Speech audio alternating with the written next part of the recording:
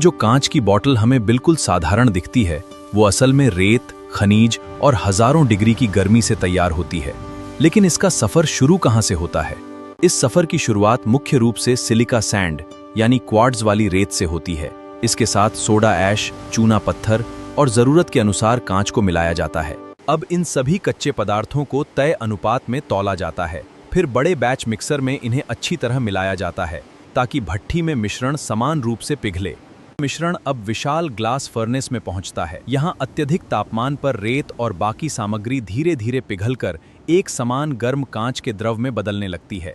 लेकिन केवल पिघलाना काफी नहीं है। भट्ठी के अंदर गैस के बुलबुलें और अशुद्धियां नियंत्रित की जाती हैं ताकि बनने वाली बोतल में कमजोरी या दिखाई देने वाले दोष कम हों। पिघला हुआ कांच अब फर्नेस से आगे निकलता है और नियंत्रित तापमान पर लाया जाता है।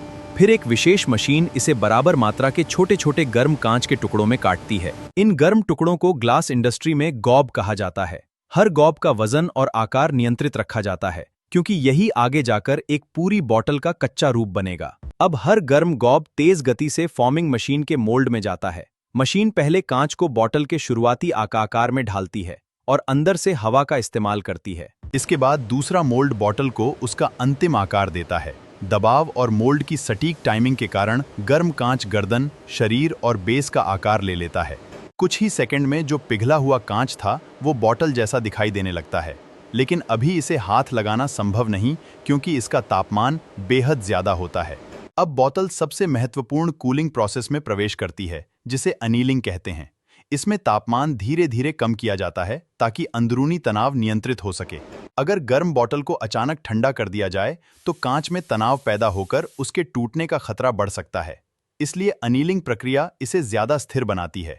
अब तैयार बोतलें इंस्पेक्शन लाइन पर पहुंचती हैं। कैमरे और स्वचालित सिस्टम आकार, दरार, मोटाई, मुड़े हुए हिस्सों और दूसरे दिखाई देने वाले डिफेक्ट्स की जांच कर सकते हैं। सिर्फ कैमरा ही नहीं, जरूरत के अनुसार बोतलों की डायमेंशनल और स्ट्रेंथ से जुड़ी जांच भी की जाती है। खराब बोतलें उत्पादन लाइन से अलग कर दी जाती हैं।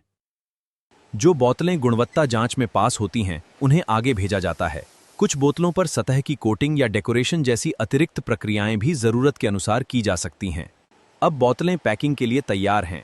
उन्हें इस तरह व्यवस्थित किया जाता है कि ट्रांसपोर्ट के दौरान टकराव और नुकसान का खतरा कम रहे।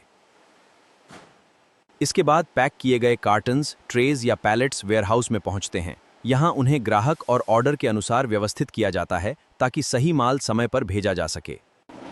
फिर शुरू होता है फैक्ट्री से मार्केट तक का सफर।